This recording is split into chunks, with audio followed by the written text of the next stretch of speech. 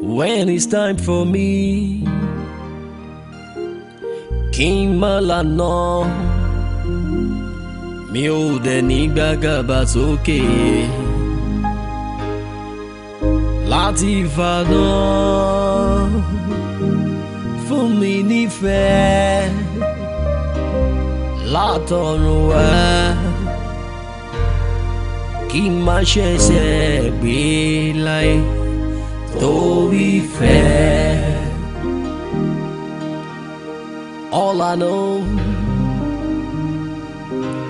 is that anything I do torí fẹ́. Àgùntàn pẹ́ṣọ ìṣídà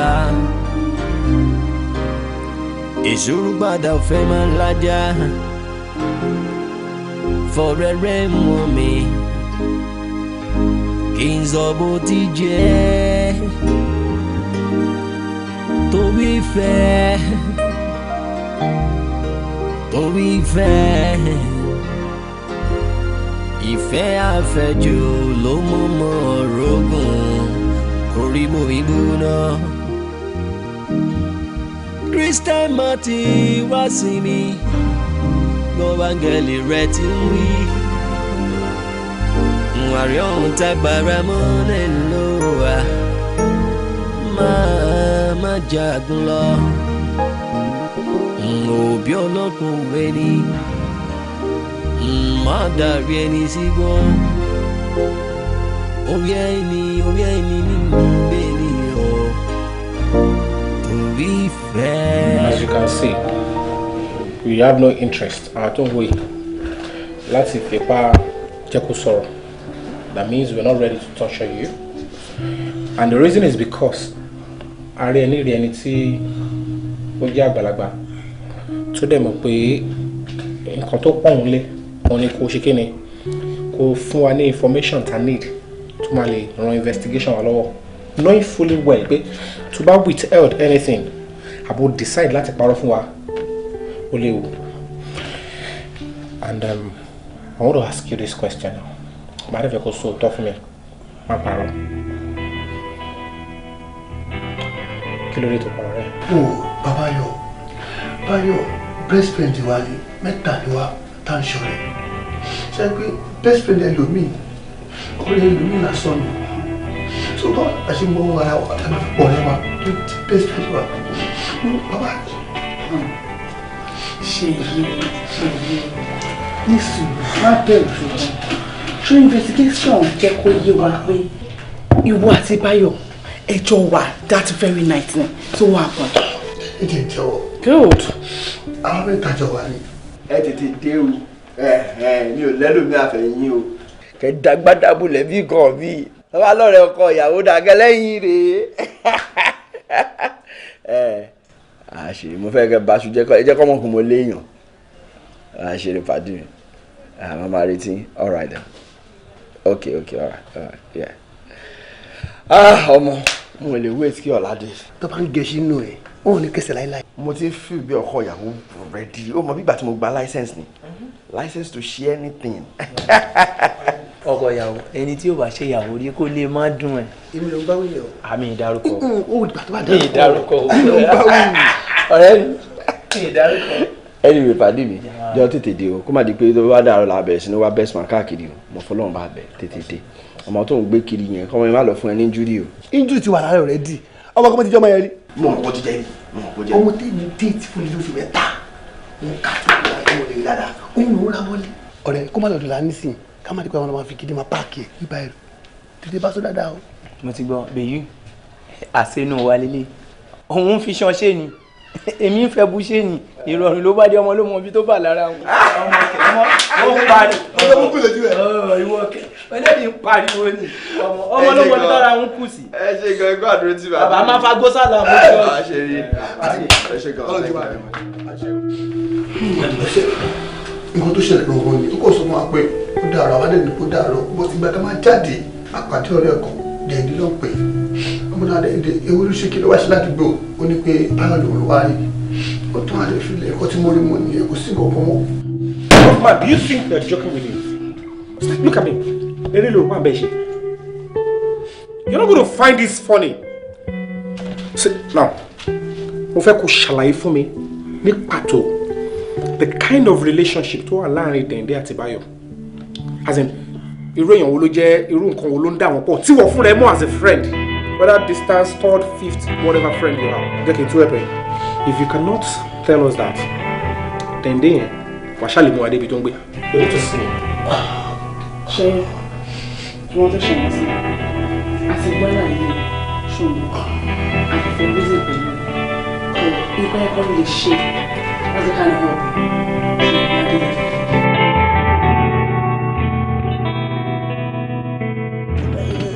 Ẹ̀wọ̀n mo lẹ́ni rí láti pa Báyọ̀. Ọ̀rẹ́ mi ní Báyọ̀, mo lè pa.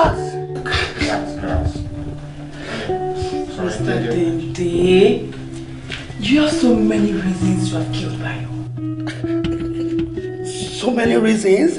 Me understand what you're trying to say. I shall be fine. O ní ọ̀pọ̀lọpọ̀ ìdí láti fi pa.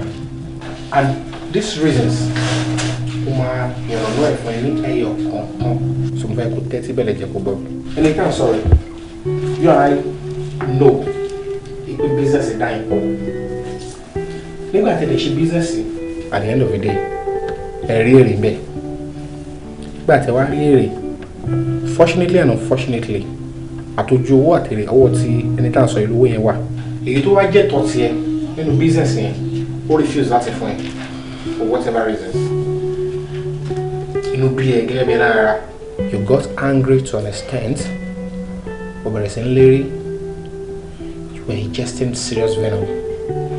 Mo máa gba owó ẹni kò sí nǹkan tó máa ṣẹlẹ̀. Time tí òun lérí sí, ó jẹ́ kó yé pé lẹ́yìn tó bá gba owó ẹ̀ tán, ó máa gbẹ̀san. Ó dẹ̀ máa ṣe ní ìkà àti ìjàmbá tó jẹ́ pé kò ní gbàgbé láíláí tí máa ń parọ́ kó máa jáde o. A jọ mọ̀ pé owó ló máa ń ba ojú ọ̀rẹ́ jẹ́, ó ń bojú ẹbí jẹ́, ó ń bojú àwọn àkọ́lé ìgbọ̀n jẹ́, ó ń bòjọ́, ó ń bàjẹ́. Àárín àwọn olóṣèlú yẹn worst. Now, ìwọ tó wá jẹ́ ọ̀rẹ́ tínú ti bí, nǹkan tó fẹ́ jẹ́ kó yé wa ní pé ọkọ̀ let's go, àbí? Is that what you're trying to tell us? I think you need to start cooking. Sir, òótọ́ ni business pa èmi àti Báyọ̀ pọ̀. Òótọ́ ni business pa èmi àti ẹ̀ pọ̀. Bọ̀ èmi àti Báyọ̀ ti settle ìjà. Wọ́n ti settle ẹ̀ fún wa. Ẹ̀bùn, ká ní pé mo mọ̀ wípé títorí Báyọ̀ òun lẹ ṣe pè mí. Mo fi Ọlọ́run bá búra. Mo ò ní jẹ́ ìpè yín. Ṣé kò tún mo sọ yẹ yín sí? Mo lè disrespect yín. Ó mo ṣe wà lórí ìjókòó ilé ni. Sórí inú mi dùn pé wọn náà sọ pé tí ìbá ṣe àpọ́nlé tó fún mi aṣọ àpọ́nlé yẹn Ọlọ́run ní fàyà. Sórí Báyọ̀ fúnra rẹ̀ ló pè mí lórí ẹ̀ṣàlàyé gbogbo tó ṣe. So please, I'm enjoying you. Please, let go. Báyọ̀, please, let's forget about the action. Òun náà ti realize mistake. Òun ló pè mí lórí ẹ̀ṣàlàyé gbogbo tó ṣe fún mi. Ó dẹ̀ ti lọ fún mi ẹ̀jẹ̀ àgbàgbé. Ọ̀ ṣe bí Báyọ̀ ṣe wáyé mo mọ̀ dáadáa ẹ̀ mọ̀ tó ọ̀rẹ́ ìdè Báyọ̀ is my pal, he's my best friend. Ṣé kò tó mo sọ yẹ yín sí? Ṣé bí bó ṣe wáyé owó tó wà nú ẹ̀ ojú dé jùlọ. Ọ̀rẹ́, gbogbo ọkọ tó ṣẹlẹ̀ láàrin méjèèjì pátápátá ló ti ṣàlàyé. Gbogbo ẹjọ́ ṣe business tó ṣì tiẹ̀ tó ṣe gba gbogbo ẹ̀ ló ti sọ. Ó ti yé. Bọ́ṣorí Báyọ̀ tó wà lórí ìjókòó ń sìn. Ó ti yé ń sìn. Wọ́n ń tẹ́lẹ̀ bí bá ti mọ ẹjọ́ ènìyàn bí kò ń pẹ́ lórí ìkúnlẹ̀. Ó ti ready láti pay ẹ back. Ó get Báyọ̀ ọ̀dẹ̀ sọ̀rọ̀ náà. Ẹ ṣe ẹ̀gbọ́n.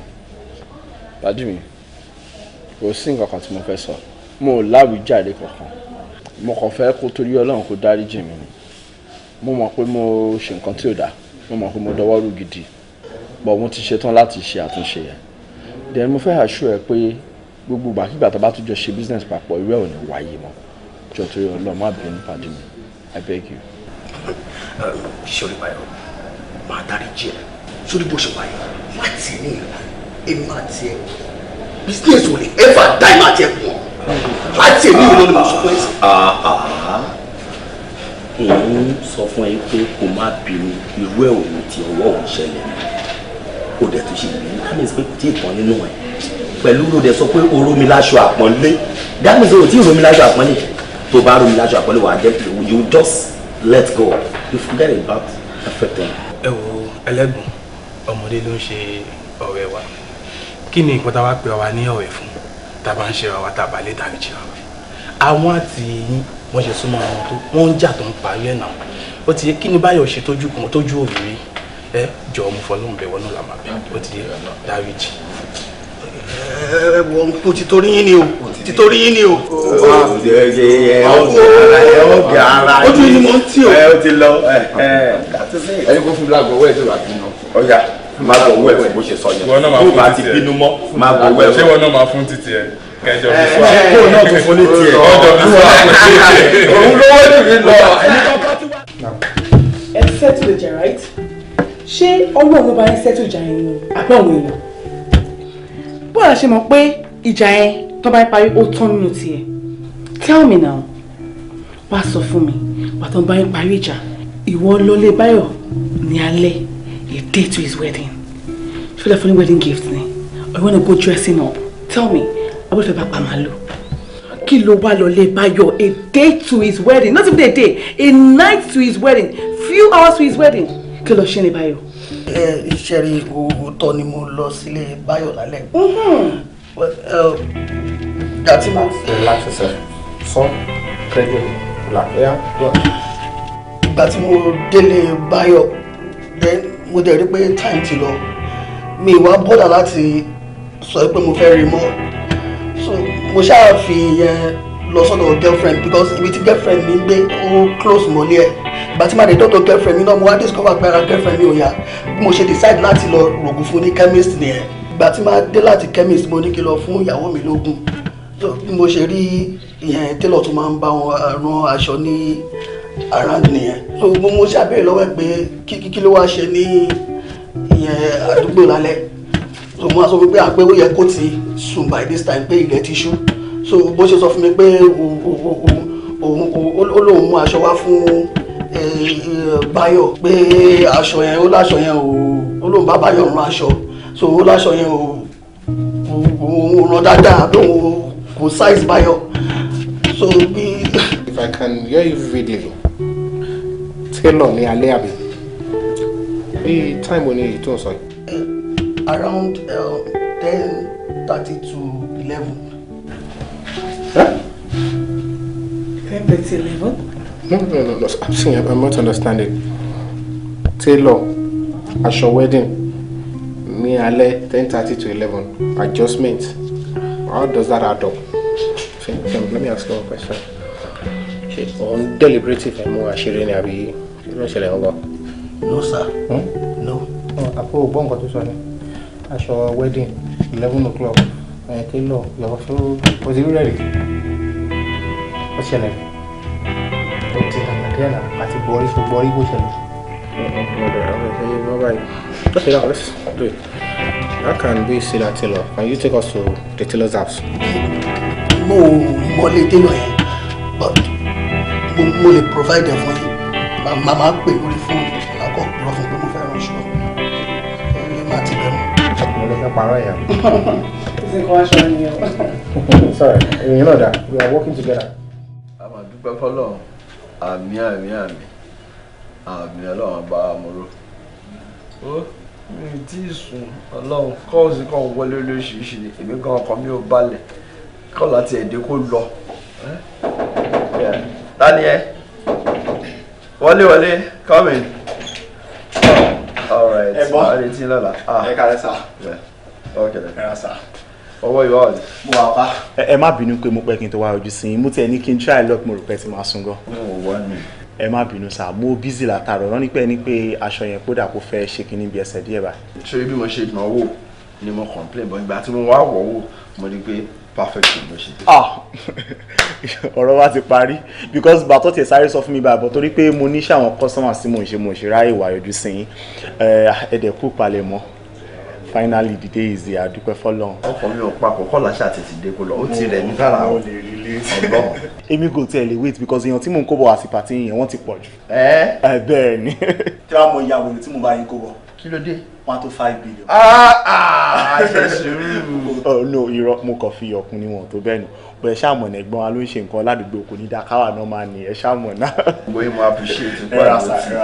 Ẹ ṣé gan quite a lot. Thank you very much. So ẹ jẹ́ kí mi know ìdánwò because mi dà ti ṣe 1 or 2 things against tomorrow. All right. Mo ní kàn wá yọjú sí Glad by Erasa. O ṣeun. Thank you very much. O ṣé. Bó ṣe jẹ́ nìyẹn o. Gbà tí ìmàdẹ̀ fi jáde kúrò ní inú ilé wọn lọ́jọ́ yẹn tí mo bọ́ sínú compound ni mo fi pàdé alájà yẹn tó wọlé. Mo dẹ̀ assume pé alájà yẹn ló máa ti gate because gbà tí mo fẹ́ jáde ni wọ́n sọ fún mi pé ẹni tó bá wọlé last ló máa ti gate ilé àwọn. Sọ̀rọ̀ ẹ̀rọ tí máa ń gbé dáadáa. Ó pàdé èèyàn, ẹni tó pàdé èrè tó rí as in the person's countenance approach ẹ̀ ṣe ó wọlé bí onílé ni àbálẹ̀ jù bẹ́ẹ̀ tó wáyàn. Kí n má parọ́, mo ń kánjú lọ́jọ́ yẹn because mi ò ní mọ́tò and it was late already. So mo ṣe máa délé lèmi tí ẹ rí mi tí ẹ notice bẹ́ẹ̀ èèyàn kan kí nàní èèyàn kan kí mi débi tí mo fẹ́ mọ continence àbẹ̀rẹ̀ tẹ́lọ̀ kò sí bí o ṣe fẹ́ pàdé yẹn at that time of the day tẹ́lẹ̀ kíra yẹn. So I need you to remember vividly báwo lẹ ṣe kíra nítorí kò bí máa help àwọn láti mọ̀ bóyá ni ẹ kí ẹ bí ara lé ni àbò kí ẹ bí ara àta and in the process ìwọ máa kò sí bóyá ìfẹ́ ṣe máa establish eye contact pẹ̀lú onítọ̀ kàràkìrà yẹn voice ẹ̀ àníìdẹ̀ wà lè ṣàlàyé fún wa pé ohun ẹni tí mo gbọ́ rè o ojú ẹni tí mo rí rè o tó bá ń sọ pé ẹ ọkọ̀ kọjá lẹ́gbẹ̀ẹ́ yàn that time it's not kò tí really make sense. Ọ̀gá ọlọ́pàá ó lè kí mi but mo ṣe ń sọ pé èmi ò gbọ́ ṣé mi tí mi ò gbọ́ ni mo fẹ́ mọ̀ bóyá bákan nìyẹn kan tàbí bákan nìyẹn kan ṣe sound mi ì gbọ́ mi ì tiẹ̀ gbogbo ibi tí mo lọ ló wà lọ́kàn mi. Like drag my time. Tell ṣé tí a bá mú ẹ dé in the compound yẹn tá bá kó gbogbo ètò ń gbé lẹ́yìn tá bá kó wọn síta ṣé o lè tọ́ka sí ẹni tí òrìlẹ́lẹ̀ as in can you point out the person you actually saw that night?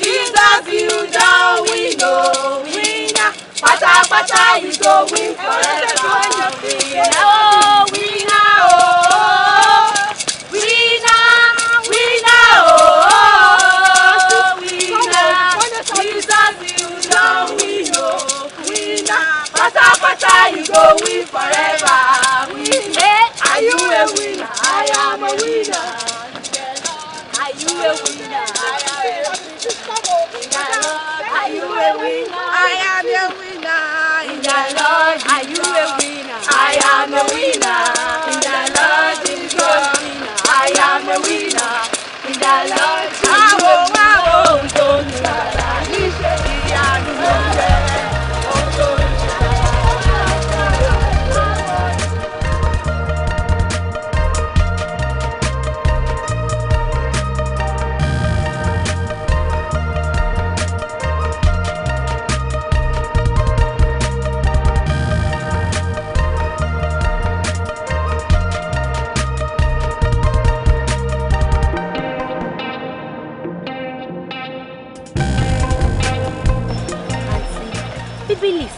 nítorí wípé Ọlọ́run fi aráyé tó bẹ́ẹ̀ gẹ́ tí ó fi ọmọ bíbí rẹ̀ nìkan ṣoṣo fún wa ó ní pé ẹni tó bá gbà á gbọ́ yóò ní ìyè ayérayé bíbélì náà ló sọ pé ẹ wá sí ọ̀dọ̀ mi ẹ̀yin tó ń ṣiṣẹ́ tí a di ẹrù tó wúwo lé lórí ó ní àwa ó fi ìsinmi fún ọkàn yín àti ẹ wá tọ̀ Jésù ètò Jésù wà á fi ìsinmi fún yín èwo ṣe rí gbogbo bí à ń lé tàtú à ń ṣe gbogbo ẹ̀ kó dáa kó ń ṣe ìwà tó wu ọmọ Ọlọ́run ẹ máa bọ̀ lọ́dọ̀ Jésù Jésù nífẹ̀ẹ́ yín o Jésù fẹ́ràn yín gan. ìwé mímọ́ ló dẹ̀ jẹ́ ká mọ̀ wípé ṣé rí ara àwọn obìnrin yìí tẹ́ḿpìlì Ọlọ́run ni nítorí náà ó yẹ ká máa para wa mọ́ ni gẹ́gẹ́ bí obìnrin ṣé rí ìmúra yín yìí ó kù díẹ̀ káàtó gẹ́gẹ́ bí obìnrin nítorí ṣé mo pé ẹnì kọ̀ọ̀kan wa báyìí ni Ọlọ́run yan áńgẹ́lì tiẹ̀ fún àwọn áńgẹ́lì tó ń ṣọ́ṣọ́ wa gan wọ́n lè fà sẹ́yìn nípa ìmúra wa yìí nítorí náà ẹ jọ̀ọ́ ọkùnrin tó bá máa ṣetán láti fẹ́ràn wa gan náà pẹ̀lú ìmúra yìí nígbà tí áńgẹ́lì tó ń ṣọ́ yín tó bá ti jìnnà sí yín báwo lọkùnrin tó máa nífẹ̀ẹ́ yín báwo ló ṣe máa súnmọ́ yín pẹ̀lú nǹkan tẹ́ ẹ wò yìí ẹ jọ̀ọ́ nítorí Ọlọ́run ẹ jẹ́ ká máa para wa mọ́ ẹ jẹ́ ká máa para wa mọ́ ẹ jọ̀ọ́ kò tọ́ fún ọmọbìnrin láti máa ṣí ara sílẹ̀ ó yẹ nítorí pé gbogbo ara wa gan ìhòòhò ni ìdí èyí ó yẹ ká máa bora wa nígbàkúgbà ni ẹ jọ̀ọ́ àǹtí ẹ gba Ọlọ́run gbọ́ nítorí òpin ayé ti fẹ́ dé ẹ gbàdúrà láàárọ̀ tẹ́ bá jí tẹ́ bá fẹ́ sùn náà ẹ gbàdúrà nítorí àdúrà ló lè ṣe ohun gbogbo àdúrà ló lè yí kádàrá burúkú padà nínú ayé ẹ̀dá ẹ máa gbàdúrà nítorí pé Ọlọ́run ọba ló ní èyí òun ló ní ọ̀la wa. bẹ́ẹ̀ ẹ má jẹ́ ká torí ti ayé bàbá tuntun ọ̀run jẹ́ ṣé rí ilé ayé yìí ó kéré gan-an nífẹ̀ẹ́ yẹn kẹ́ jù ú ẹgbọ́n nǹkan tí Bíbélì sọ nígbà tí gbogbo ìwà ìwà ti fílẹ̀ ṣé torí ọkùnrin náà ni kódà ẹ fara mọ́ fún Ọlọ́run torí pé Ọlọ́run ọba tó dáa ẹ má ṣe gbogbo lílẹ̀ ẹ ṣe níwájú Ọlọ́run ọba ọkùnrin tó bá fẹ́ fẹ́ yín sílé gbogbo ọkùnrin tó wà tà sí ẹlẹ́tàn ni wọ́n kò sí ètò fẹ́fẹ́ yàwó gidi ṣùgbọ́n tẹ bá para yín wọ́n tẹ múra gidi torí ayé àti torí tọ̀rọ̀ ẹlọ́kọ̀ tó dáa ẹlọ́kọ̀ tẹ́ pé ọtọ́jú ibi àwọn gidi á gbé yín tó ṣùgbọ́n bẹ́ẹ̀ ṣe ń múra ìkó dáa. bẹ́ẹ̀ni Jésù dẹ̀ máa fi rọ̀ yín lọ́rùn. àmín. lẹ bá sọ mi tẹ bá dé yìí ẹ ṣé mo dúpẹ́ gan ṣe fẹ́ gbọ́ orúkọ mi ò kì í ṣe Rebecca àbí Fatima Ṣàngóbùnmi dáa lórúkọ mi ṣe jẹ́tí gbọ́ bẹ́ẹ̀ ẹ má ṣe bá ṣe bẹ́ẹ̀ mọ́ ṣẹ́gbọ́ ẹ ṣí ẹ lọ píríṣì fún Jésù. àǹtí Ṣàngóbùnmi àǹtí Jésù orúkọ Jésù náà kù Jésù lè wù ibi náà ní ṣọ́gun lára àwọn orí ètí gbogbo ọgbọ́n bóyá òní kan jọ Bíbélì sọ wípé Jésù ò fẹ́ kú ẹlẹ́ṣẹ̀ àyàfi kó ronú pìwàdà ẹ̀yà tẹ̀lé ìwé ẹ̀yà tẹ̀lé ní àjọ àti Jésù pìwàdà lọ́wọ́ ìjọba ọ̀run. àánú yìí dúró torí pé ṣe àánú yìí dúró títí láéláé torí pé ṣe o bàbá torí pé ṣe àánú yìí dúró. The Bible says that from the time of John the Baptist, the kingdom of God suffered violence, and the violence taketh it by force. Ó yẹ jẹ́ ká sọ fún Ọlọ́run wípé gbogbo ogun èṣù nínú ilé yìí Olúwa bì í wò. Ó yẹ pé orúkọ Jésù lẹ́ẹ̀mẹ́ta kí ẹ wá fi iná tó ní iná nínú kẹ́ fi tẹ̀. Ó yá àdúrà. Ní orúkọ Jésù, ní orúkọ Jésù, ní orúkọ Jésù. Iná! Iná! Iná! Olúwa Jésù gbogbo ogun èṣù nínú ilé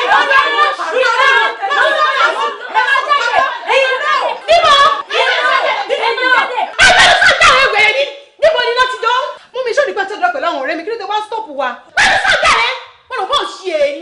Nínú ilé ìwọlẹ̀ ti ṣàdúrà.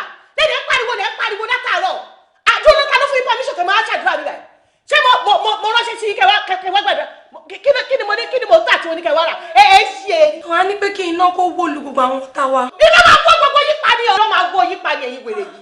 àmọ́ sọ náà bí mo ṣe jókòó sí sókè òórùn yẹn dẹ̀ ń bù tiwa òórùn yẹn ó wù mí ní kọ́mọ ní kí ló ṣẹlẹ̀ ṣé lọ sí ìlú òórùn ni máa mọ̀ pé ilẹ̀ wà sáàdì àwọn òbúkọ ní òórùn de ó tó di ẹ̀mú gbogbo ẹ̀ di pàpàpàpàpà atẹ́kùn ní ráyè fẹ́ síra yín sára yín gbogbo àwọn máa já fikán pàtó àní sọ ìwé ìdìbò yóò lè sọ fún yín para yín rùn ó tó ní ẹ dàbí egbére bí ṣe ń wò yìí ó yà sílẹ̀ mọ́ ibi kẹ jáde. ṣé kò mọ́ ti chance fellowship mọ́ ni mọ́mì. ẹ má ṣe ṣe má sọ ọmọ bínú. bàbá mi kò yẹ kó ṣe bá mi.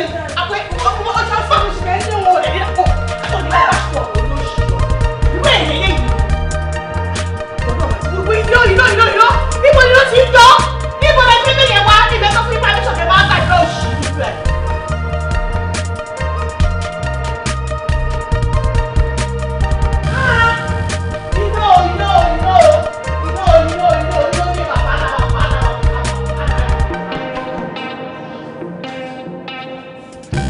Sister yìí, Sister Sarah, Sister Caroline, ṣé bẹ́yìn ni mò ń bẹ̀ pé kẹ́ má bínú, ó dé ní pé ń lọ. Nǹkan tí mọ́mì sọ sí yẹn, ẹ wo pé mi ni mo sọ, ẹ má bínú.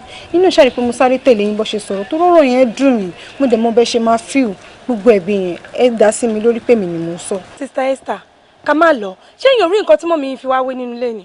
Ẹ ní sùúrù o, kí láti ẹ̀ wá ṣe tó pọ̀ jù náà? Ìbádùúrà là ń gbà, tí wọn ò bá dẹ̀ fẹ́ bá ṣe ń gbàdúrà nìyẹn, wọ́n máa ní ká bọ́ ta, ẹ gbogbo ṣe dà wá síta bí ẹran. Wọ́n tún wọ́n fi wá wé gbére ẹgbó ṣáájú gbére ni. Ẹ wo ẹ kì í ṣe gbére ẹ má bínú ẹ̀yin náà mọ̀ pé ìgbà tí dáàdi wà láyé mọ́mì ò kì í ṣe báyìí dáàdi dẹ́kun tó ń sìn ní mọ́mì change wà wọn amójoojúmọ́ lèmi náà pé mo ń wàásù fún wọn pé kó yé padà kó gba Jésù sínú ayé wọn bíi tẹ́lẹ̀tẹ́lẹ̀ ìgbà tí dáàdi wà láyé àmọ́ wọn ò gbọ́ àdúrà náà ni mò ń tẹpá mọ́ kọ́nà bá mi jí wọn padà sí dáadáa. Kí ló fà sudden change? Kí ló dé? Kí dáàdi yìí tó kú he was a deacon nínú church.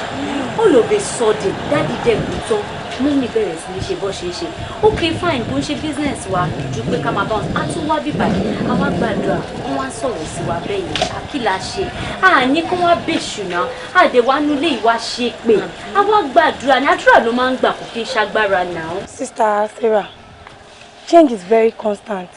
Ọwọ́ Sister Esther níṣẹ́ pọ̀ jù àwọn ló mọ bí wọ́n ṣe máa tọ́ mọ́mì sọ́nà báyìí tó máa follow right path. Ẹ wo òótọ́ lẹ sọ ọwọ́ mi ló wà ṣùgbọ́n èmi náà ń pe Jésù mò ń pe Jésù kó wọnú ayé mọ́mì mi àmọ́ mọ́mì mi ni ò fẹ́ change kí mo wá fẹ́ ṣe ju pé kí n máa ṣàdúrà lọ ìyá sọmọ mo bá ní mo ṣe lè sọ̀rọ̀ sí wọn mọ́ torí ìyá mi ni wọn mo gbọ́dọ̀ ní sùúrù gẹ́gẹ́ bó ṣe ń kọ́ wa ní church. Àdúrà yẹn náà ni àdúrà yẹn lè máa túbọ̀ tẹra mọ́ kọ́ ló ń change wọn o because èdè yóò kí kú kàn dẹ́yìn ẹnu o odidi ìyàwó díkìn ló ń ṣe báyìí tó bá wáyé pé àwọn pastors tó kù ni wọ́n wá sínú ilé yín kan ṣé bí mọ́mì ṣe ṣe sí wa yẹn náà ṣe máa dà wọ́n síta bí ẹran. Yàtọ̀ sí ìṣesí wọn ẹ rí ìmúra wọn ni. wo ṣẹ̀rí bíbélì sọ wípé kò sí ẹni tó ń fọwọ́ lé ohun ìsìnlẹ̀ tó bojú ẹ̀yìn tó yẹ fún ìjọba Ọlọ́run it is a wrong thing to backslide. Sister Olúwa ràn yín lọ́wọ́ ẹ jẹ́ ká. Bíbélì tún sọ wípé Ọlọ́run ò fẹ́ ikú ẹlẹ́ṣẹ̀ àfi kó ronúpìwàdà kẹ́yà bá wọn sọ̀rọ̀. Ẹ sọ fún wọn ní àsìkò ìdájọ́ tí ń tó o. Àwọn fellowship lọ́nà tó ti gbọ́ ẹ má bínú. Wọ́n ti parí ìfẹ́ ẹ má bínú. Sísá yìí ó dà ìwé ìdísí mi lẹ́yìn. Èmi ni mo ṣe yín òkú ṣe mọ́ mi.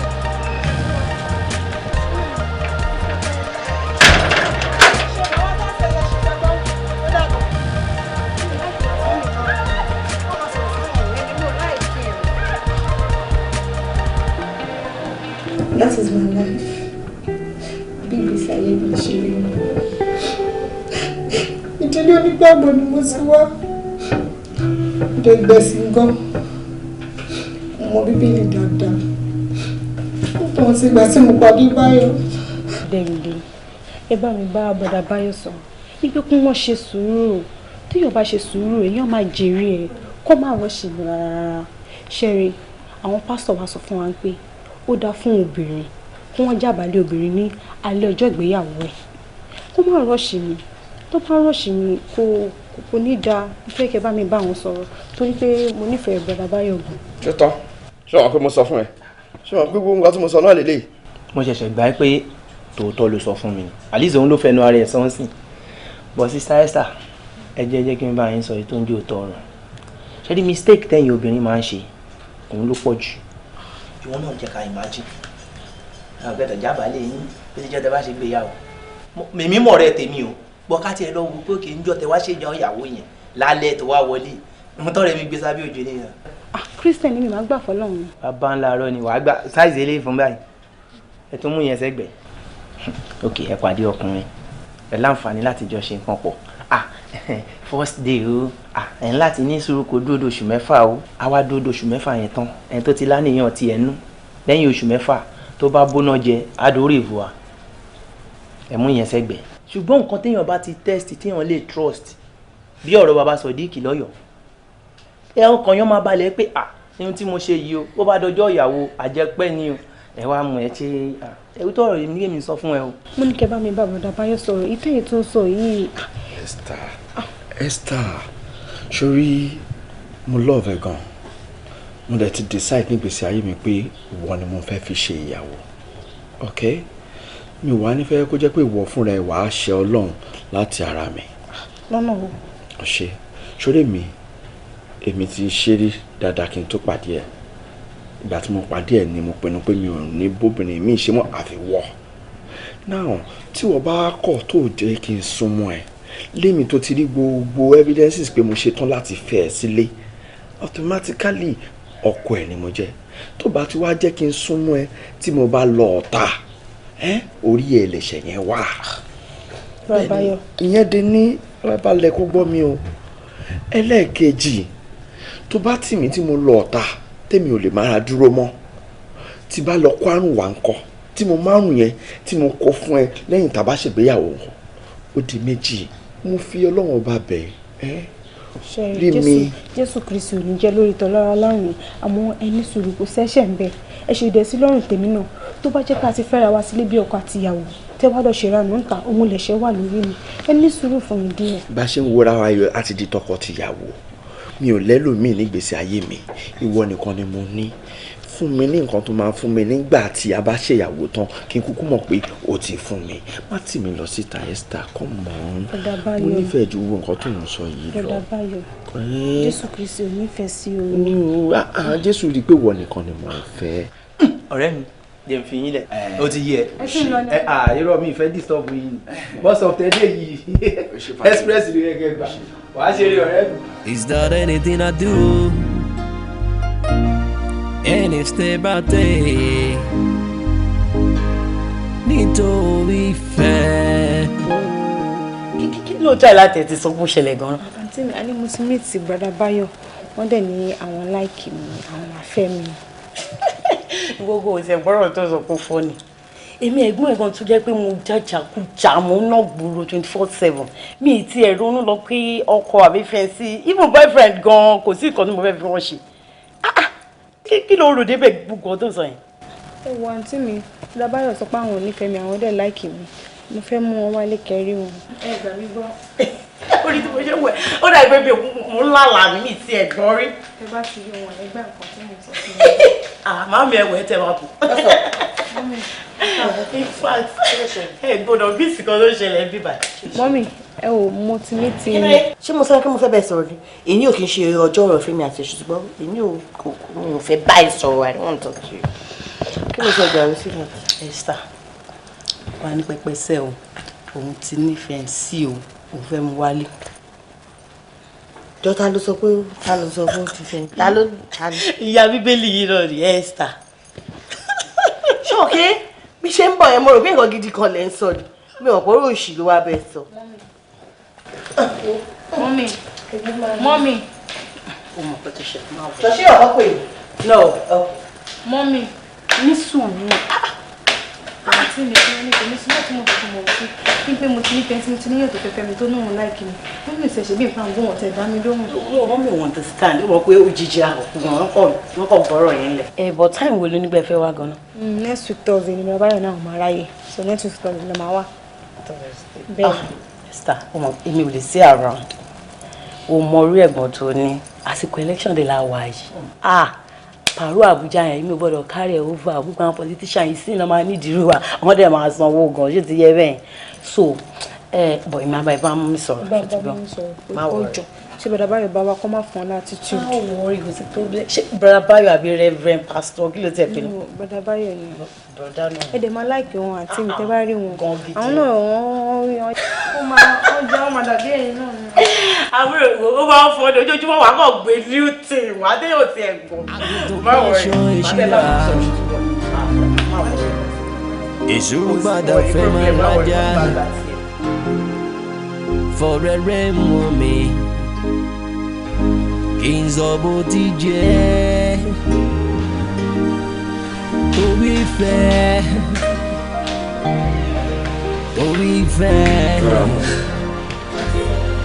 ìfẹ́ àfẹ́jù ló mú mọ́ ọ̀rọ̀gùn orí mo ìgbóná. Christian Marty wá sí mi tó bá ń gẹ̀lì rẹ̀ ti wí. Ìpínlẹ̀ o. Àrí ọ̀hún tábàárà. Ṣàlàfíà rẹ̀ ẹ káàbọ̀ sínú ilé wa. Yes. Inú mi ti ẹ̀dùn láti rí yín. Ẹ má bínú ẹ jọ̀ọ́ mo fẹ́ béèrè question kan. Esther sọ wípé ẹ̀yin lòun wá bá mi wípé òun fẹ́ fẹ́. Bẹ́ẹ̀ni ma. Inú mi dùn. Ṣé ẹ má bínú mo fẹ́ béèrè another question. Ṣé church lẹ ti ríra yín? Church kẹ mo ń ṣe church o èmi ò kí n lọ sí church. Though ó wá preach fún mi náà ni mo fi di pé mi àti ẹ bẹ̀rẹ̀ sí ní sọ̀rọ̀. That's good. Mo rí pé omi ni ẹ mu àbí omi ni wọ́n fún yín nǹkan mi lè mu. Rárá mọ́mí omi ló máa mú wọn kí mo ti gbọ́n. Mi like láti parọ́ fún yín ẹ jẹ́ ń jẹ́wọ́ fún yín sincerely èmi máa ń mẹ́lẹ̀ sí. Ẹ má mu brandy. I'm sorry ma. Sorry ni ti báwo. Ọmọ ajé ìlú wọn lè máa mú mi. Ẹ má mu brandy. Mo láìkí bẹ́ẹ̀ ṣe parọ́ yìí á dẹ̀ dà fún yín bẹ́ẹ̀ ṣe.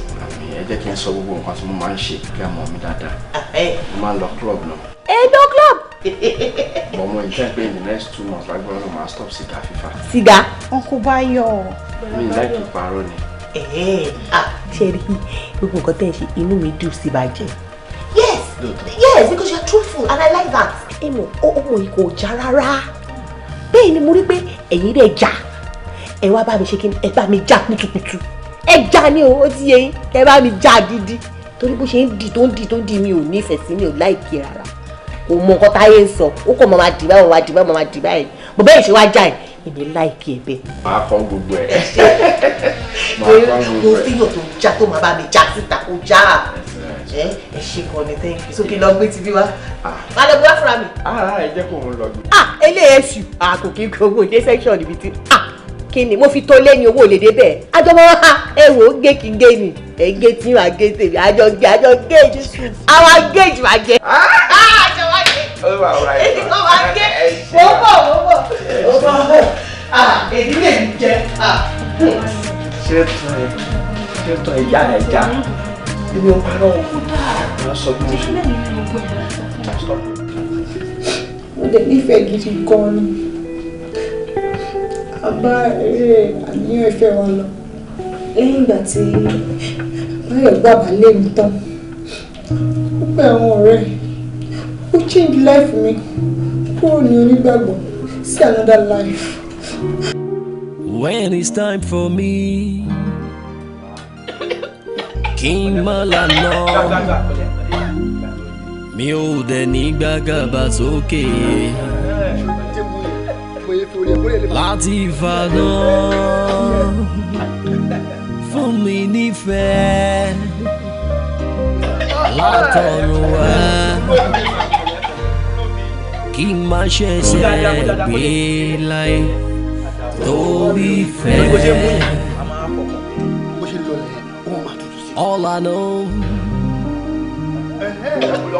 is that anything I do, it's stay by day. I'm going to change the life of my dog. Ẹni tó mọtí, ẹni tó fagbọ́n, ẹni tó sìgá. Ó change life mi pátápátá. Fọ̀rẹ́rẹ́ mọ́ mi kí n sọ bó ti jẹ́ torí ìfẹ́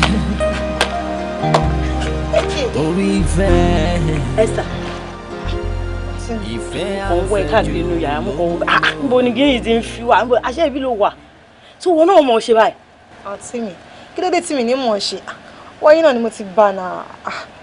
ní gbogbo ilẹ̀ ti bàjẹ́ báyìí like how many stick ló ti. àǹtí mi mẹ́fà náà mo ṣe fà á. mẹ́fà ni òun rè ọmọ ìyá mi ti yà wí jẹ́ kí n wò ó lọ mẹ́fà wọ́n kàn ti sọ jẹ́ kí n kò jẹ́ mẹ́fà tí mo ṣe gan o ọmọ ìyá mi èmi wọn kọ́ ẹ̀jẹ̀ tí ń ràn papọ̀ ìkẹfà. tí wọ́n nà àǹtí mi. ó yà pé bíbá náà wà òkè ó mọ̀ pé yàrá mi náà máa ń scatter everywhere máa. ẹsẹ̀ bí yàrá mi ẹ̀mí pé mi kì í fẹ́ kó máa rùn rárá mọ́ láì gbogbo ẹ̀ neat tó so tí bá máa mú bẹ́ẹ̀ máa rùn ní ìrẹ́fẹ́ ìbà ìdá.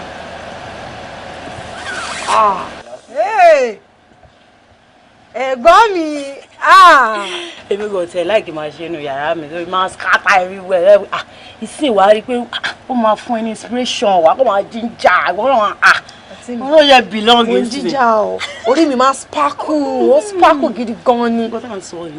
ṣó ti yẹ bẹ́ẹ̀ yẹn ó yá. bí mo káyé Dubai. mi ò sọ fún ẹ London la rẹ kálá kan lọ rí whisky sí ni wò gba ẹ ló máa mọ́wọ́ ṣe ń lọ gangan. ó ní kàn tẹ máa fa loud ẹ̀rọ àyẹ̀wò wálé náà. máa wọ̀ ọ́ yìí wà nulẹ̀.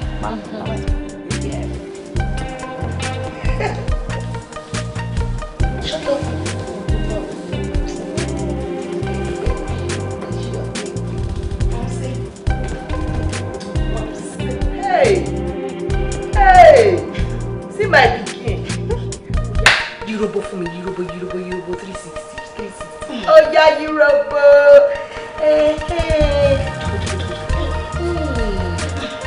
Ṣé lè yín fún ṣé dìgbà tó bá bẹ̀rẹ̀ sí ní padà tí àbí tó ń pè ní wa kó tó mọ̀ nípa nǹkan tí mo gbé tí mò ń tà rí ó ṣe yẹ kó máa rí ìrìn rẹ̀. You're so beautiful. You're so we're well endowed. Ó de wá lọ gbogbo ẹmọ lóde ń ṣe kúkúkúkúkú òun ò jẹ́ agbádùn. Bọ́n sì mo ṣe túra káyìí tó tú gbogbo kàsálẹ̀ tó tú gbogbo ẹlẹ́ káfà báyìí. Èmi gan rí báyìí inú mi dùn. Yẹ wá sọ kí n kàn fún un. Ṣé o mọ̀ wípé Báyọ̀ ó wà láyé tiẹ̀ ó dẹ̀ láwọn ọ̀rẹ́ tiẹ̀ òun dúró sápá kan. Ẹ̀gbọ́n ẹ̀ òun náà láwọn ọ̀rẹ́ tiẹ̀ tí wọ́n já àwọn ọmọ yẹn ṣe kí ni wọ́n já wá dojú tó bá gbọ́ jájájá àwọn yẹn náà ń pè bẹ́ẹ̀ màá wá bẹ́ẹ̀ sọ fún wípé kó bẹ́ẹ̀ sọ fún àwọn ọ̀rẹ́ pé kó bá mi brush ẹ kó touch ẹ kó clean ẹ out ó ti yẹ kó polish ẹ kó understand bó ṣe ń lọ ó ti wà nínú àpò ó ti pọ̀ jù wọ́n sú ẹ mọ́ bẹ́ẹ̀ báyìí dọ́nà mẹ́ka yé dèèyàn mọ́lẹ̀ bó ṣe wá tú ara ẹ sílẹ̀ yìí ó dùn mọ́ mi nínú ṣé wàá mú nǹkan tán máa ṣe wàá gbọ́ sórí ilé ayé yìí ó easy gan tí o ṣe ń ṣe pẹ̀lú àwọn ọ̀rẹ́ ẹ̀gbọ́n wàá máa pa owó mẹ́yẹn wàá tún máa pa owó lọ́dọ̀ àwọn Báyọ̀ náà bó ṣe máa ṣe ní ẹ̀wọ̀ ọkùnrin kò lè fíyàn lówó kó tẹ̀yàn lọ kọ́kọ́ ẹ̀ bá dé ọkùnrin kò lè fíyàn lówó. ẹ wò ṣé mo pé Báyọ̀ ni mo nífẹ̀ẹ́ mi ò lè fẹ́ máa ṣe ránu ó má dín pé Báyọ̀ mo máa ká mi pé mo rìnrìn kùnrin kò ní dáa. ẹbí ẹ̀kọ́ wèrè tó sá sí ẹ lọ́pọlọ tẹ́lẹ̀ ó sì wà bírèèmù ìṣú tí wèrè yìí ò bá sí lọ́pọlọ òní máa ń gbé mi ní tẹ́lẹ̀ tí bá wà ṣòlòpọ̀ náà kan wọ̀ gàrí olókùn ọgbọ́jà ọmọdé yìí má sọ mí di dìdìrín jàre calculation ni mo máa calculate ẹ̀ ó ti yí ẹ bàbá ẹ ọlọ́run ló yọba má jà mọ́ lọ́wọ́ ó kù díẹ̀ kí má jà mọ́ lọ́wọ́ ọkùnrin pọ̀ ní kí olùkọ́ nìkan lè mi fẹ́ ni kí ló ṣe é Báyọ̀ ni mo nífẹ̀ẹ́ ta ló ń sọ̀rọ̀ ìfẹ́ wèrè wo ta ló nífẹ̀ẹ́ kò dẹ̀ ní dá fúnfẹ́ ìfẹ́ máa ṣánkú ni o ìfẹ́ máa padà ṣánkú ni kò ní dàgbà kò ní ra gbá fúnfẹ́ ìfẹ́ kí ló jẹ́ bẹ́ẹ̀ èmi ìbò ṣe ń wo mi ò lè nífẹ̀ẹ́ èèyàn lágé ìgbà tí mò ń fẹ́ bàbá ẹ̀ èèyàn 10 ni mò ń fẹ́ bẹ́ẹ̀ ni kẹ́ni tí ìbá ṣe pé bàbá ẹ̀ ó mọ̀ bàbá rẹ̀ ó dàbí ìgbà tó sọ́dọ̀ tó tutù díẹ̀ ni bẹ́ẹ̀ ni oyún ni bẹ́ẹ̀ ni òṣìṣẹ́ àwọn kan jẹ́ kí n sọ̀rọ̀ fẹ́ kó ní làákàyè ó mọ̀ bàbá ẹ̀ ojú ẹ̀ tutù ó rìn dìmú wá oyún ti dé ni mo ṣe ó jẹ́ kí n fẹ́ ẹ̀yẹ ìṣàánú ẹ̀ ó ní mo ṣe ìṣàánú ẹ̀ tí mo fẹ́ èèyàn 10 ni mò ń fẹ́ bẹ́ẹ̀ ni mo ṣe gbowó lọ orí ni mo gbowó lọ ni mo gbowó lọ́wọ́ èdè yìí bàbá ẹ̀ kàn mú kan wíwà yẹn ń ṣàánú ọkùnrin ó ṣe pé àwọn òbí ẹ̀ máa ń gbàdúrà ni àdúrà àwọn òbí ẹ̀ ló gbà lórí ẹ̀ ó lè jẹ́ kí tí ẹ gbé lọ́dọ̀ mi ó tọ́ ni if not kí ni mo máa torí mo fún lọ́mọ torí mo bẹ̀rẹ̀ sí mo tún wá bíwọ̀ fún létà ó wá rò pé kí ni kò ìfẹ́ ìwéré wo bí tí mo ti ń jáwó tí mo wà níwọ̀n ni mo ń jáwó lójú méjèèjì ní ìráyè I don't get time no time to waste time. tó gbọ́ gbogbo nǹkan tẹ́ sọ fún mi mo pé ẹ̀ lè ti mí síbi tí ò dáa mo dẹ̀ ti gbọ́ èmi náà dẹ̀ di changes very soon. ó ṣe ìrìn ìdúró bó ṣe gbọ́nà sí mi ní ojú òde ní tiẹ̀ ìwọ gan wá rí i pé ayé dùn jẹ jù yà lọ ìyá ló wà tẹ́lẹ̀ ìyá burúkú ìyá yìí tó máa wo hàn gba mi máa wọ máa ní kí ló ṣe ta ló kó bọ ọmọ yẹn á máa wo hàn wàá di etí wàá di gbogbo ara wọn bó kí ló ṣe ọmọ ìtayé wàá rí báyìí wọ́n ọmọ yóò jọ mí bọ́lọ́run ló wá bá mi gbà ẹ́ tí ò jẹ́ kí tiẹ̀ gbé tó jẹ́ kó o lajú kí gbogbo nǹkan wá máa ṣe báyìí kó máa dùn fún ẹ ó rí bó ṣe ń dán ni ó lè mọ ìyá rẹ̀ ń sìn mo fún ẹ níbi oṣù kan sí méjì wàá mọ bó ṣe ń dùn so bí mo yẹ sọ yẹn máa bẹ sọ fáwọn ọ̀rẹ́ ẹ̀gbọ́n ẹ̀ wàá gbà bẹ́ẹ̀ ni wàá máa já kiri ní gbàgbàgbàgbà ó ń dá ní bàbá. fún mi létí orúkọ yẹn náà. Esther ni wọn. Oh, Esther Ayaba pẹ̀lẹ́ tí bá ní kí n máa judge pẹ̀lú àwọn stories tó ti sọ fún mi mo rí i pé boyfriend ẹ̀yẹn ti try ọmọ ògbóró ní boyfriend ẹ̀yẹn o. báyọ̀ jábọ̀. Èmi gan ti rí bẹ́ẹ̀ ó ti try lórí ọ̀rọ̀ ẹ̀ at least ó ti expose ẹ̀ sí one or two things táwọn bá ní ká ṣe máa ṣe wàhálà máa kọ́ ẹ̀ tí bó ṣe wà yóò ṣáà ó máa ń fagbá bí. òróró ń kọ́ bíi jean red label. bí omi ni wà. bí omi ni afa ṣọtí o ti ṣe loud. ti pẹ́.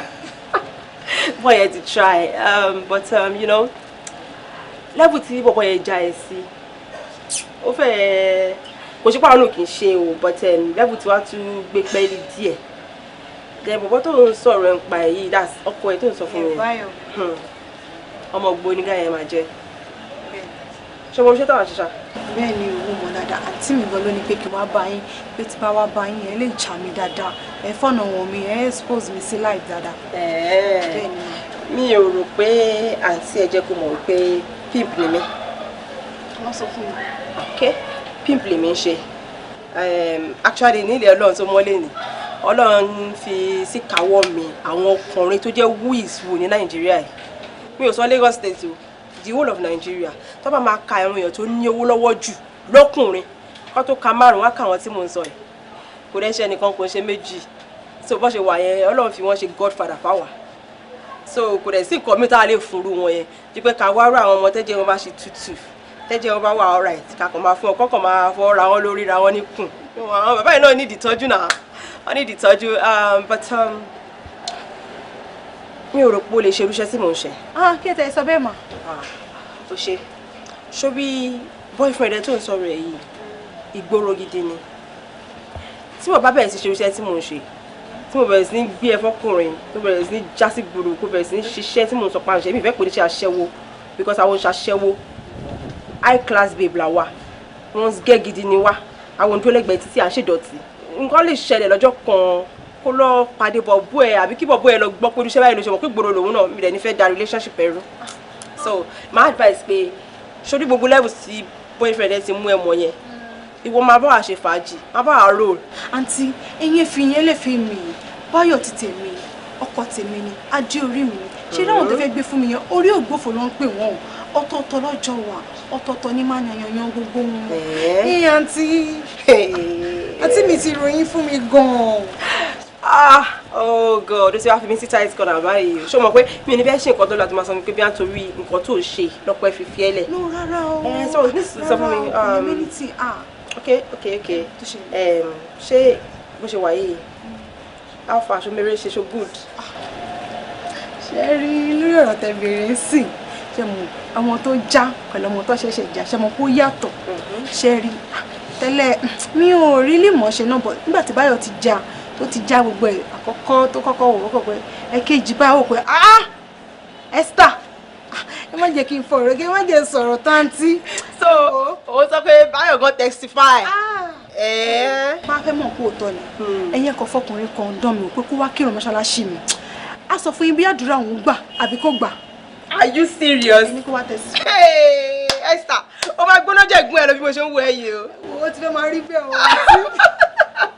Anyway, I think I like you. I can work with you.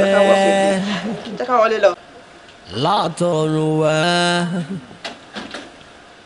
kí má ṣe ṣe gbé láyé torí fẹ́. Kí ló wá dé? Láti church láti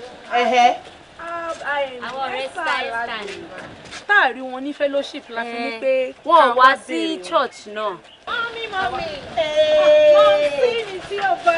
Darling daughter. Mọ́mí. Sister. Báwo ni?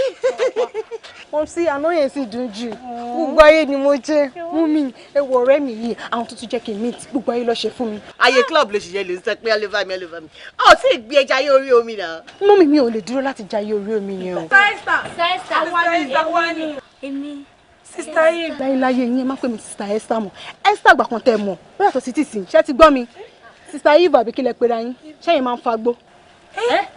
Oh. Ẹ̀yin Sister Caroline. Ẹ máa ń fa loud. God forbid. Oh. Sorry. Ẹ̀yin ṣe máa ń mẹ́nẹ́ sí. I reject it in Jesus' name. Mom sí ọ̀rẹ́ wo lẹ mọ̀ mọ́ mi. Ẹyọkàn yìí rè o. Ẹyọkàn tó ní o. Ọ̀rẹ́ mi àtàtà. Ọ̀rẹ́ kan tó ní rè o. Ọ̀yá bọ́díjú mi àfihàn ìta. Mọ́mí Jésù ní Bíbélì ò fẹ́ kó lè ṣe àwọn ẹni ronú pìwàdà. Mọ́mí ẹ yí padà. Ẹjọ́ sọ̀rọ̀ ètò ẹ̀jẹ̀. Tí Jésù bá dé ìbọn ló ti fẹ́ bá yín. Pè ọ́ ọ̀rẹ́ máa bọ̀. Asán làdùn ayé ohun gbogbo alópin. Torí wọ, ọ̀rẹ́ ò fẹ́ yé mi lẹ́nu ọjọ́ mẹ́ta. Ṣé mo kí máa yẹ complain? Ó sọ pé ó satisfy òun. Ìtumọ̀ gbogbo yẹn náà. Kùkúmbà máa ní tẹ bá fẹ́ gbọ́, ó ti tóbi jù. Ní ilé dájẹ́ tán. Ó ti fẹ́ bà gbogbo bẹ̀ jẹ́ náà. Kí ló sọ? Ó ti tóbi jù. Nọ́sẹ̀nsì wo ló ń sọ lẹ́nu yìí? Kùkúmbà wo ló tóbi? Ìwọ rèé ló kún níwájú ló kún lẹ́yìn. Èmi tí mo gbẹ bí ẹja koté gan. Kùkúmbà tí máa ń gbà, òun rèé bóyá máa ń rí eléyìí. Mo dẹ̀ máa jẹ́ màá tún ṣe 2 máa ṣe 3 sàn. Kí ni problem ẹ? Ṣọ́rọ́ ọmọ tó ń sọ̀rọ̀, ṣó ní bó ṣe gbẹ́ lójú tó gbẹ lẹ́yìn. Ìwọ rẹ tó kún pọ́pọ́pọ́ ò lè gbẹ́ anything sára, o tún complain. Ó ga o. Ọjọ́ kan, a máa marry very very soon. And so? Tó bá ti wá balẹ̀ ọba jẹ́ tán, kí lọ́kọ wá fẹ́ bá ń bẹ̀? Ó máa bá a, kó lè bàjẹ́, kí ló fẹ́ bàjẹ́? Ó ti máa slack àṣẹ máa bí mu. Mama, ẹ má bínú pé mo dá yín jókòó. Ṣé mi ò pẹ́ àbí mo ti pẹ́ jù? Wá ọṣẹ st àbí it àbí kí lọmọdé yìí jẹ kí ló wà nínú ìgò yẹn ṣé omi ni àbí omi mix ẹ. Mama ẹ wo náà red label ni kò lè jó mi náà origin iṣẹ́ ẹ̀rí ni jẹ́ kí n ṣe fún yín ẹ ti rí.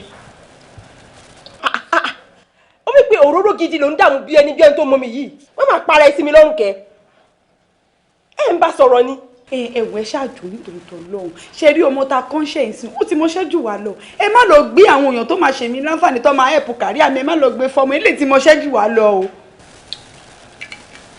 Mama ṣe lè lè ṣe ọmọ gbókọ̀ làsóhùn ó ṣe wà yẹn kò dẹ̀ good àwọn máa méjèèjì tẹ gbé fún mi yẹn wọ́n good ẹ bá yẹ tó fún mi 200,000 wọ́n tún wọ́n mi sí àwọn yẹn dùn gan ni mama. rárá mo ti jàre. máa mú lọ. Bá ṣeré jàre kí máa mú lọ wọ́n já ọmọ bó ṣe ń lọ gbà yìí. Bọ̀ rántí pé ọjọ́ kan a máa marry ṣó ti gbọ́. Yá ṣẹlẹ̀. Mariana wọlé lọ. Wọ́n sì wọlé jàre gbẹ́bàgẹ́. Ẹni tẹ́ bá tẹ̀ nítorí fẹ́. Gbọ́ sí ọwọ́ ẹ̀ wá ìtò òun ti tó. Gbọ́ sí wọ́n jàre. Ọmọ tuntun pẹ̀lú ìfẹ́ bá yóò kúrò lọ́kọ̀ mi. Lóòótọ́ ti ìgbà tí mo sún lóyún fún nígbà tí mo lóyún lọ bàbá rẹ̀ mo sọ fún pé mo sì lóyún.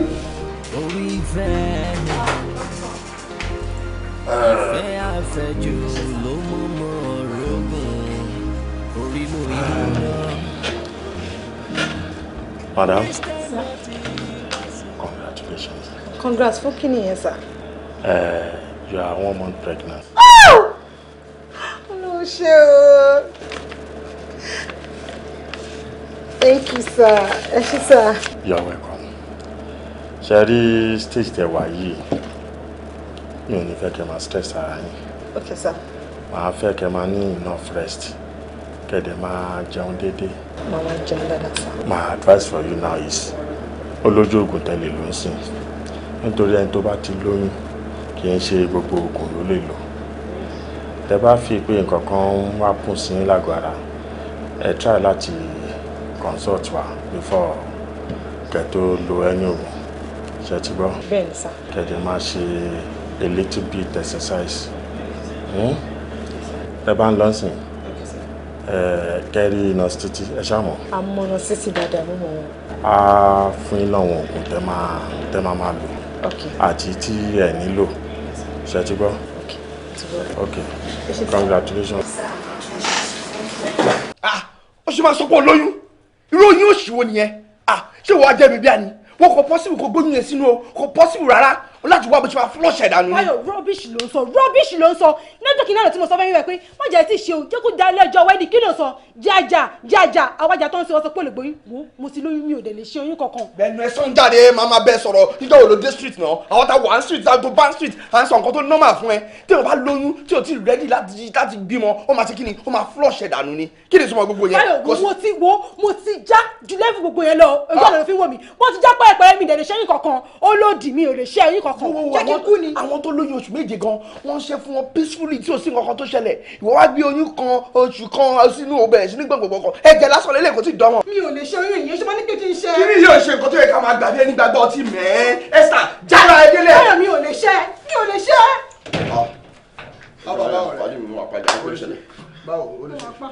pàdé mi kí lè mú ní kí wàá gbàgbé tó máa lọ. àwọn kò rẹ́dí o. tí o máa fọkọ. yóò ṣe ti má bọ̀ ṣe kí wàá gbà. ẹ̀yà ọlọ́run àjẹkù rẹ́dí ó ti ẹ̀dá tó wọlé jàre Esther máa lóhun lóyún ni. ẹ kó lọ ṣe. ẹ mà dájú o. ààrẹ ṣùgbọ́n ẹ kó tèké a. kó sọ̀rọ̀ dájú ó ṣe tuntun normal thing ni tó wá lóyún. ọ̀dọ̀ olóṣì ló ń sọ fún mi kú ni mi ò lè ṣe yín. ó lè kú na normal thing gbogbo ọmọ ògbóró everybody mọ̀ ìpè tó bá ti tó time fún wedding tó bá lóyún yọ̀dánù flush ẹ̀ ni. mi ò lè ṣe lé. lẹ́yìn ìgbà tí mo ṣẹ́yìn yẹn tán fún Báyọ̀ àṣìbéèrè ìfẹ́ wa lọ àwọn àṣírí kan tó wọ́n wà mo tún ká bọ́ Báyọ̀ lọ́wọ́ àmọ́ ó jẹ́ kí n sọ ṣùgbọ́n mi ò sọ.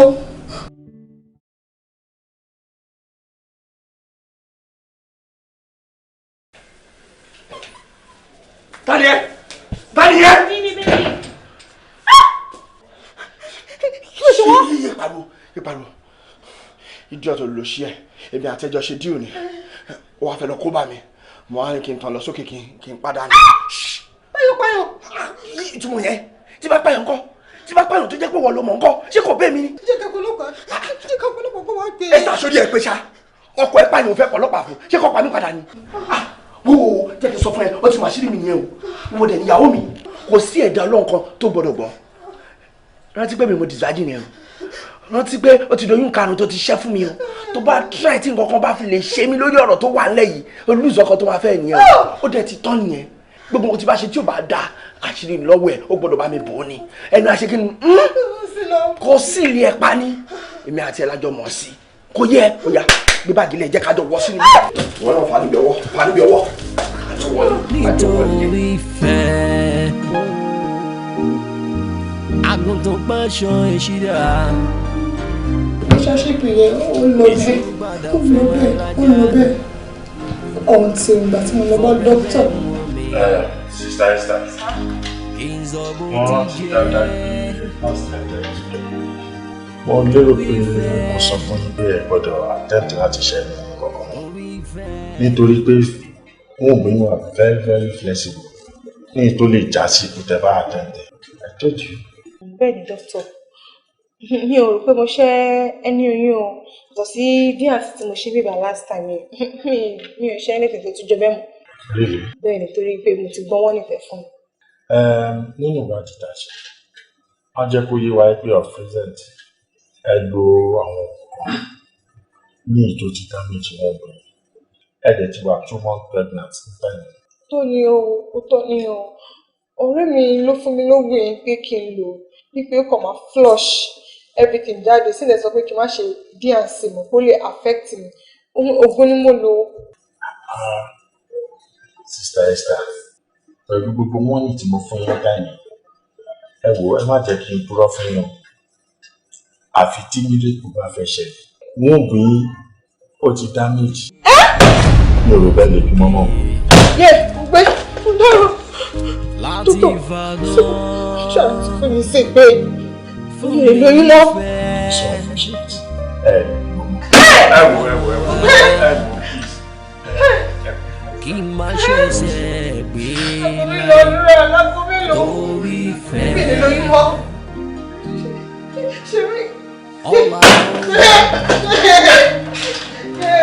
Is there anything I do? Mo lọ bá Báyọ̀. Mo sọ fún mi, mo ti dókítà sọ fún mi, èmi ò lè bímọ mọ́. Báyọ̀ dẹ̀ kú sí wàhálà, bí ṣe bí wọ́n máa lò wọ́n ṣe, òun máa fẹ́ mi. Nígbà tó sọ inú mi dùn, Ọlọ́run kò fi mí sílẹ̀, ìgbé kí n máa rò kankan. Lọ́pọ̀ àtìgbà tí mo lọ bá àwọn ọ̀rẹ́ mi nílé. Ìzọ̀bù ti jẹ́ torí fẹ́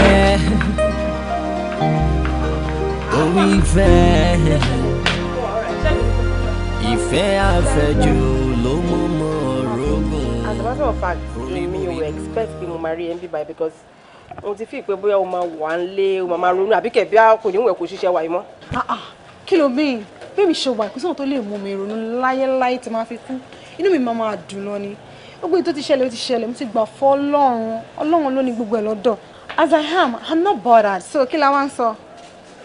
Wọ́n ní irú èmi báyìí ni dókítà sọ̀rọ̀ nǹkan tó ń sọ fún ẹ̀yin náà sọ fún. Ọ̀rẹ́ mi, mo máa lọ ronú kú ni o. Ìwọ náà máa sọ sí ó ní tó bá jẹ́wọ́ kó kí n ṣe mí Esther. Ìwọ lè lọ ronú kó kú dànù. Èmi ò ní nǹkan tí mo fẹ́ rò láyé mi ju kí n máa jáyé orí mi lọ. So ìwọ lọ́kọ̀ọ̀kan tó ń tọ́jú ẹ̀ tó ń ṣe gbogbo nǹkan tó ń ṣe fún ẹ yẹn ó dẹ̀ tún sì ń ṣe side runs. Kí n tiẹ̀ kí ló kún ẹ bẹ́ẹ̀ ọkọ mi ò ká mi rí kò rí any traces rí mo ṣe rántí mi mo ṣe lẹ́gbẹ̀ẹ́gbẹ́ mo ṣe gbogbo ẹlẹ́gbẹ̀ẹ́gbẹ́ kò rí mi kò ká mi so kí ló kún ẹ bẹ́ẹ̀. Next time as in next time tí bá tún ti sọ̀kọ́ tó wà important bá gbẹ́rù sí ọjọ́ ẹ̀ òun ni máa di spread ẹ̀ mo rò kó yá wèrè kí ló ṣe é náà. Pẹ̀lẹ́jà rẹ̀ eléyìí tó dẹ̀ dé yìí náà welcome back abi. Yes. Yeah, welcome.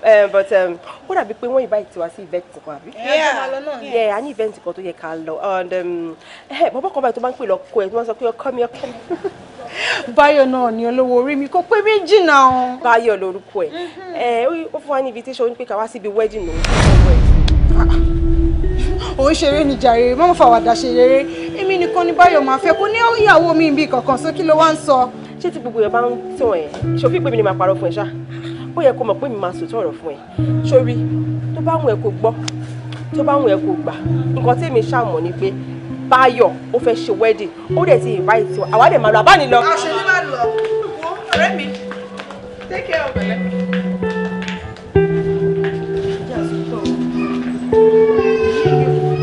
ẹni tí tó bá sọ fún un bàbá tẹ̀gbọ́ alára gbígbé oṣù tó kún kí n ṣe yẹn ni wọ́n sọ pé tó kò tó ọ̀rọ̀ àwọn yìí ò ṣe bẹ́ẹ̀.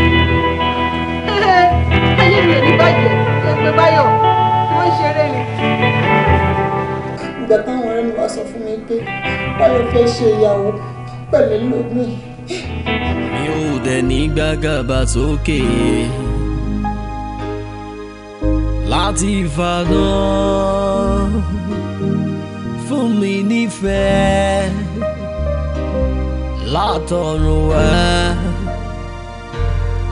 kí n má ṣẹ̀ṣẹ̀ gbé láyé torí fẹ́. All I know is that anything I do, any step I take,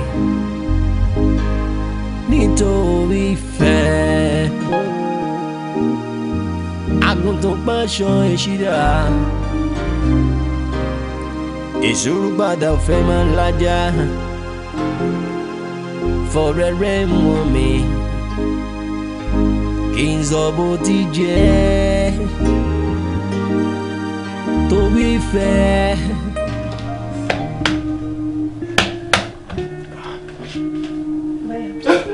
bá move an inch máa fi ìbọn fọ́ orí ẹ̀ dànù. Níwọ̀n Báyọ̀ mo fẹ́ ṣègbéyàwó pẹ̀lẹ́ lómi nígbà tó bá yẹ ti tèmi jẹ́ tán. Báyọ̀ kò ní ṣeé ṣe nítorí títì ẹ̀ mo dẹni tó ń fa sìgá. Báyọ̀ nítorí títì ẹ̀ mo dẹni tó ń mọtí. Báyọ̀ ẹ márùn-ún ni mo ṣẹ́yìn fún ẹ níbi pé mi ò lè bímọ mọ́ láyé mi. Wọ́n mi ti bàjẹ́ torí títí ẹ̀ mo involve nínú ẹ̀ pé wọ́n ń pààyàn èèyàn ń kú. Báyọ̀ gbogbo nǹkan tó lóun lójú sí pátápátá ló ti yẹ ẹ ṣe. Ó ti ṣẹ̀ sófin Ọlọ́run all because of what? Nítorí ìfẹ́ tí mo ní sí ẹ. Nígbà inú ẹ̀ṣẹ̀ wá mọ̀ pé mi ò wọ́ tiẹ̀ mi ò wọ́ tẹ̀ni tí wọ́n lè gbé sílé. Wọ́n sọ fún mi ṣé kò tó yẹ kó fi sọ fún mi ni. Nígbà bá yẹ pápúrú ẹ̀ ló fẹ́ gbẹ́rù mi wálé. Ìyàwó sí ò lè bímọ. Ṣé máa gbà kó fẹ́? Ó wá fẹ́ lọ fẹ́ lómi. Mi ò bínú o. Mi ò bínú. Mo gbà fọ́lọ́run pé bọ́lọ́run ṣe kọ kádàrá mi nìyẹn. Kó lóun dẹ̀ dárí ẹ̀ṣẹ̀ mi jì mí. Jẹ́ ká jókòó ká sọ. Báyọ̀ èmi ti gbà fọ́lọ́run pé bọ́lọ́run ṣe kọ kádàrá ti tèmi nìyẹn. Àmọ́ wọn náà lè rọ́la. Kò possible now Báyọ̀. Ṣó fẹ́ rọ́la? Ó fẹ́ ṣe ìyàwó lọ́la? Kò possible now. Tí wọ́n náà bá lọ ń ṣe ìyàwó ẹ̀ lọ́rùn ṣó bad ni. Kò possible Báyọ̀. Ìzọ̀bù ti jẹ́ olóṣì. Ó bá yé mi jẹ́ tán wọ́n fẹ́ ṣe ìgbéyàwó. Àtútù kún ẹkú lọ́nà ọ̀run. Olórí burúkú. Ìfẹ́ àfẹ́jù ló mú mọ́ rogùn orí mo ìgbóná. Christian Martin wá sí mi gbọ́bángẹ́lì rẹ̀ ti ń wí. Àrí ọ̀hún tágbára mọ́ lẹ́nu wa. Má jagun lọ. Òbí ọlọ́kùn ẹni. Má dàrí ẹni sígbó. Oyè ẹni ní ìgbéni ọ̀. Torí ìfẹ́.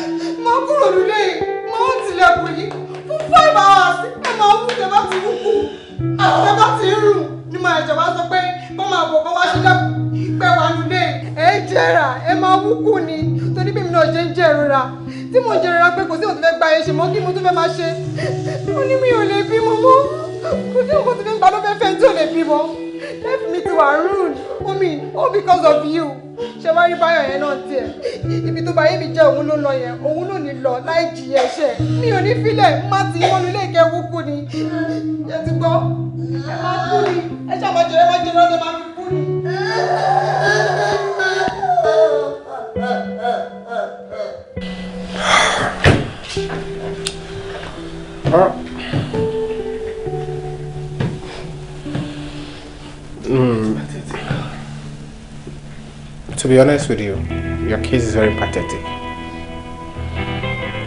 Àwọn nǹkan tí o kà sílẹ̀, àwọn nǹkan tí ó lè gbomijé lójú. And I need to be honest with you. Tí wọ́n bá kó èèyàn 100 sílẹ̀, I mean 100 people, and wọ́n go through nǹkan tó go through, and they have to decide or take a decision. Let me be honest with you. 90, 91 or 92 of them will tore your path. Not because I'm a police officer, I have to be honest with you. They will do almost the same thing. But there's a little clause. And the clause is this.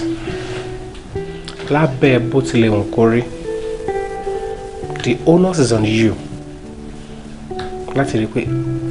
You don't put laws into your hands.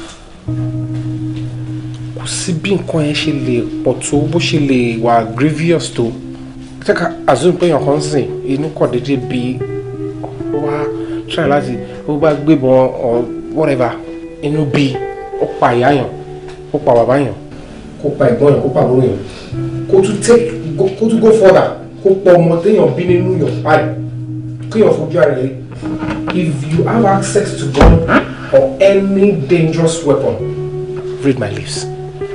To not put laws into your hand. To pull trigger, but to attempt to pa onítàn yẹn, the law will punish you. They will put aside nǹkan tẹ́ni yẹn ti ṣe. They will go straight to what you did. You don't have right to put laws or judge anybody. Àwọn gan ọlọ́pàá gan ní right láti judge anybody. Ní power láti punish anybody.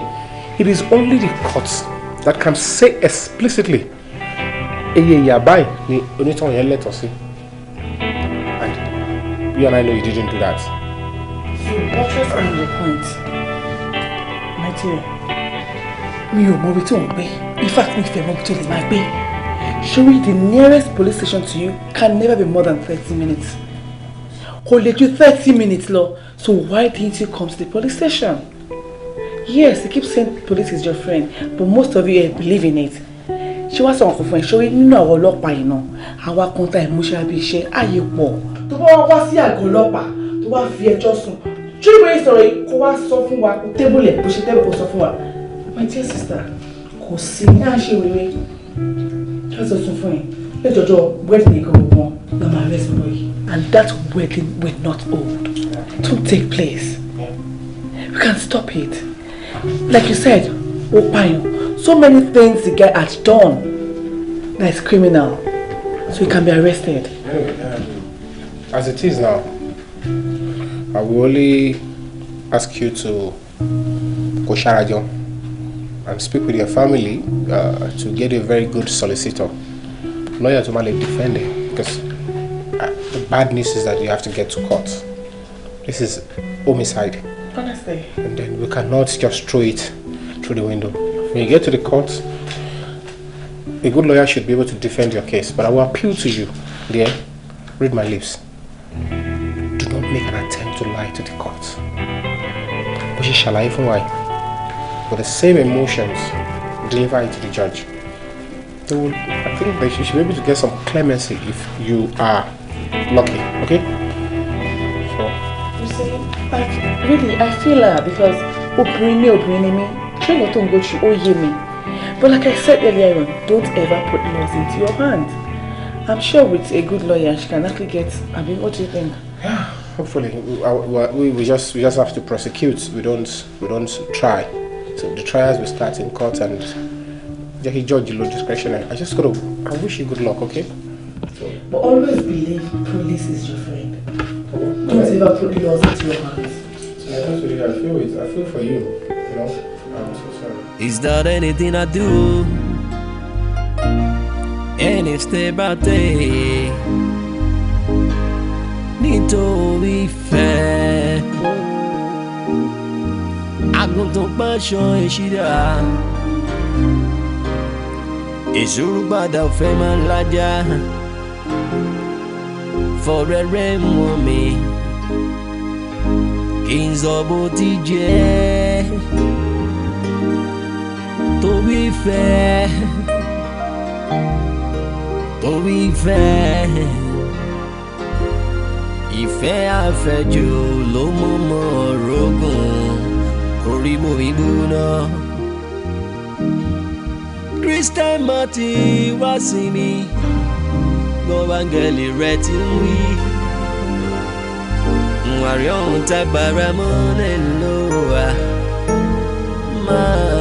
má jagun lọ. Òbí ọlọ́kùn ẹni má dàrí ẹni sígbó. Orí ẹni nínú bẹ́ẹ̀ ni ọ̀ torí ìfẹ́.